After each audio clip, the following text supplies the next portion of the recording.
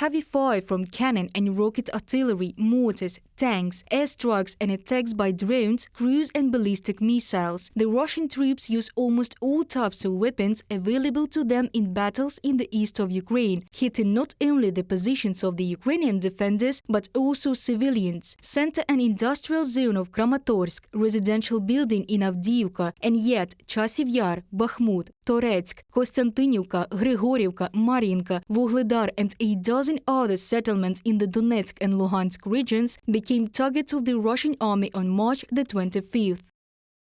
Russia is killing civilians. On March 25th, the Russians killed 2 residents of Donbas in Pivnichny and Chasiv Yar. Another 1 person in the region was wounded. Now it is impossible to establish the exact number of victims in Mariupol and Volnovakha. Every war criminal will be punished. Pavlo Kirilenko, head of the Donetsk Regional Military Administration, on Facebook. The number of those who were killed due to the Russian bombing of Mariupol exceeds the number of victims in Hiroshima or Nagasaki in 1945, says Petro Andriushchenko, advisor to the mayor of Mariupol. But the world will know the exact number of victims only after the deoccupation of the city. In the meantime, residents who remain in Mariupol stand in queues for food and water, and the Russian occupiers continue to demolish the housing, destroying what was left after their previous shelling. At the same time, Russian propagandists do not get tired of launching out materials about the alleged restoration of the city, and the trained extras call life in ruins a piece of paradise.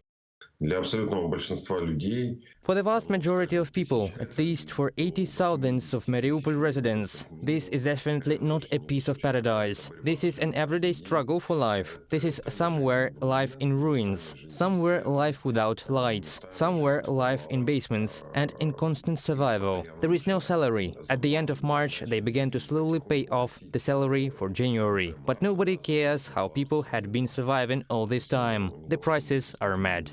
In the part of the Donetsk region now controlled by Ukraine, mandatory evacuation continues. For 7 months, almost 50,000 citizens left for safer regions of Ukraine. The police and volunteers evacuated all the children from Vuhledar, Velika Novosilka, Chasiv Yar, and they continue to evacuate kids from Avdiivka, Siversk, Bakhmut and other settlements. This is Darinka. She used to live in Avdiivka with her family and their parrot called Limonchik. Law enforcement officers took them to Myrnograd. How long have you been here? For 3 days.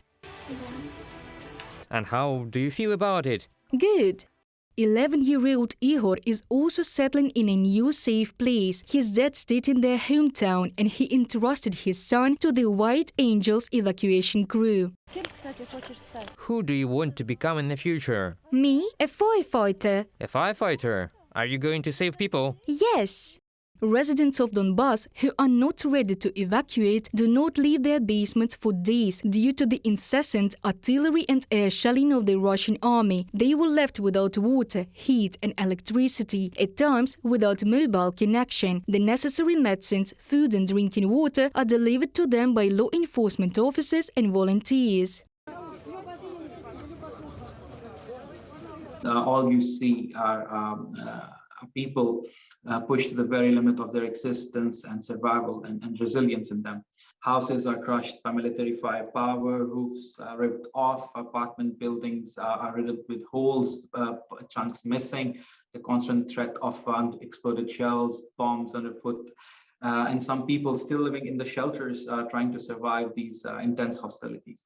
The mass killings of civilians and the destruction of settlements are not episodic war crimes of Russians in Ukraine. This is a part of their strategy, military experts say. Russia is physically destroying cities and villages in Donbas so that Ukrainian defenders cannot use them for defense. So in the Luhansk region, Severodonetsk, Popasna, Rubizhne, Shchastya, Kreminna are almost completely destroyed. In the Donetsk region, only ruins remained from Volnovakha, Vuhledar, Marinka, Liman. Soledar is actually razed to the ground. Some settlements are not subject to restoration after the Russian invasion started. Reported by Diana Kolesnik, Valeria Nekipelova, UATV News.